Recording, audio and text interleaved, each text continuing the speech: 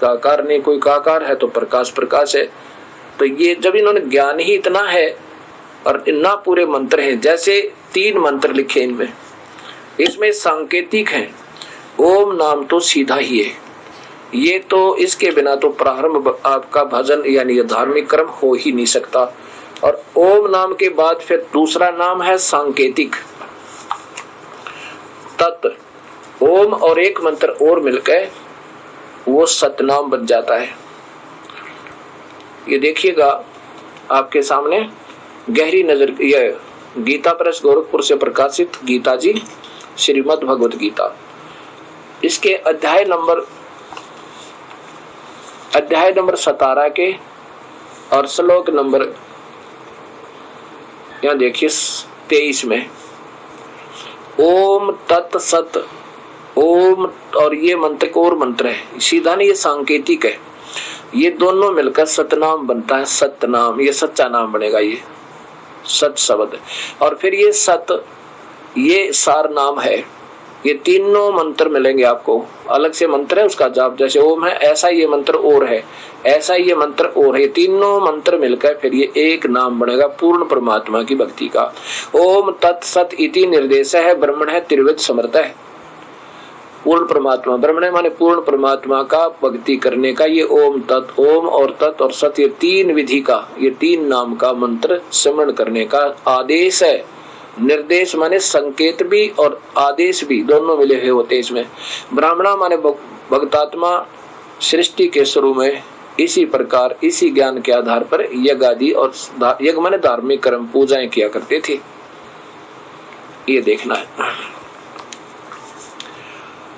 अब जैसे कि अब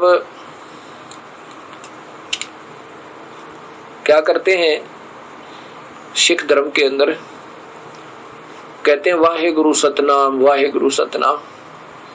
गरीबदास जी जिन्होंने कबीर साहब को आंखों देखा था, उन्होंने बताया कि झांकी वे कबीर की, झांकी माने नजारा जहां सतलोक का, झांकी वे कबीर की नानक की तीवा, और वो सिखों का गल पड़ी कौन छुटावे था। वो वह अब जैसे सतलोक में देखे ना प्रभु को, होए ये है वो गुरु, ये मिला भगवान वाहे गुरु, और सच्चा नाम मिला ओंकार। तो बात नहीं बना के लेते, उस ओंकार पहले कहा करते थे, वो भी वाणी में नोट कर लिया गया। अब इन दोनों को मिलाकर एक ओंकार और फिर सतनाम है, ये दोनों मिल गए। उसके बाद फिर सतनाम की रट लगाई थी गुरु नानक देव जी ने, ओंकार की नहीं लगाई थी।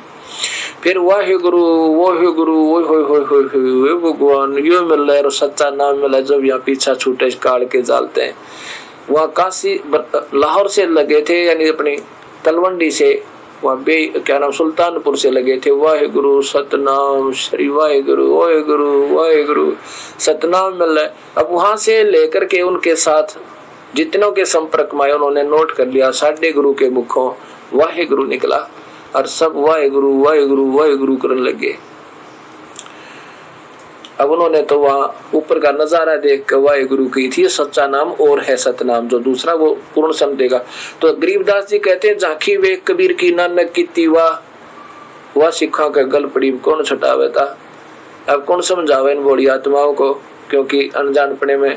अब क्या होता है कि ये सच्चा नाम जो है ना, ओम के साथ एक मंत्र और मिलेगा, ये किसी को वैसे नहीं कहा जाता बार बार। ऐसे कहने से वो उसके लिए मंत्र बन जाएगा और हमारी कमाई व्यर्थ हो जाएगी, क्योंकि हम अधिकारी नहीं है जब तक नाम देने के। और अधिकारी हो जाएंगे तो भी ऐसे आम व्यक्ति को नहीं कहा जा सकता। अधिकारी को उसका पूरा भावना बन जावे और सच्चे दिल चाहे तब वो नाम देना पड़ता है। अगर आदेश है गुरुदेव का कि तू नाम दिया कर, तब वो नाम देवे तो उसका फलेगा, नहीं तो वो स्वयं भी बर्बाद हो जाएगा। इतना इसका सीरियस काम हो से, इसलिए संत सीधा नहीं बताते, इसको सांकेतिक रखते हैं। तो सतनाम श्री वाहे गुरु मिलर सतनाम वाह गुरु हो ऐसे करते हुए चल रहे थे। तो अब वो ही रट लगाने लगे। एक बार यहाँ रोहतक के अंदर एक मुझे बुजुर्ग व्यक्ति मिला, उसका नाम तो था अरोड़ा, खरेती लाल अरोड़ा कुछ ऐसा था।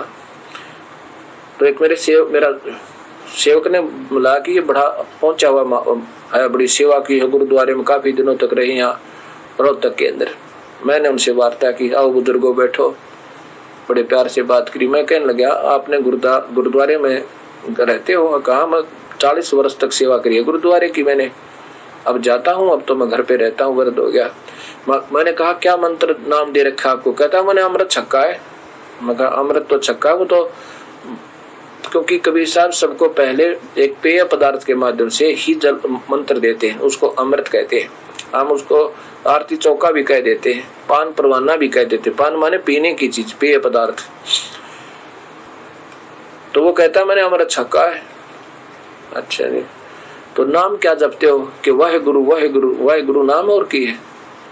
मैं कहने लगा ये तो वाहेगुरु नाम तो नहीं है जपने का, गुरु ग्रंथ साहिब में तो कोई और मंत्र है, सच्चा नाम, सतनाम। और मैंने उसको दिखाया प्राण संगली में कि ये लिखा हुआ वो नाम जो जपना चाहिए।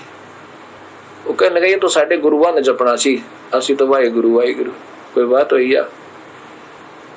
अब गुरुजी के पेट में दर्द हो जाए, पेट के दर्द की एक जैसी गोली है, शिष्य ने वही खानी पड़ेंगे, गुरुजी ने भी। अगर आपने मुक्ति पाना है, जहाज में बैठना है, गुरुजी तो जहाज में बैठे और तेल नीचे लटक जाए। कोई बात हुई या? गुरुजी यही बताना चाहते हैं कि ये मंत्र तो बात बनेगी बेटा, यहाँ आ जाए, इस जहाज में बैठ ले, रमजान पड़े में तुम और कहीं बैठ जाओ तो वो मार खाओगे।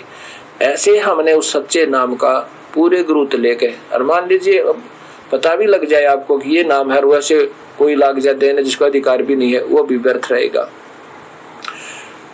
तो ऐसे ये बात बिगड़ी हुई है।